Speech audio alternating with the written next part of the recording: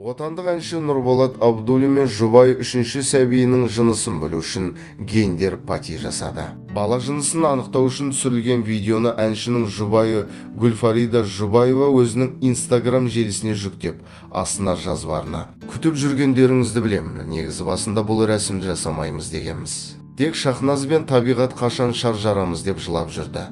Әрі біреуі қыз десе, екіншісі бұл деп таласып жүрген. Оларға жыламаңдар дегенімді қайтейін, өзім видеодан 2 сағат бұрын толқып, ағыл-тегіл жылап алдым. Жалпы қаяны үшінде бауыр еті баласының ұл немесе қыз болғаны маңызды емес. Себебі Алланың сондай махаббатқа толы жүрекпен жаратқан, бар баласын бөліп жармай, бірдей жақсы көреді. Бір баласы бардың шығар-шықпас жаны бар. 2 баласы бардың өкпе бауыр жалы бар. 3 баласы бардың Бұхарада бұты бар. Хорасанда қолы бар деген бар қазақта. Аллахым үшіншісінің де бақытты отбасында туылып, өсуін нәсіп етсін.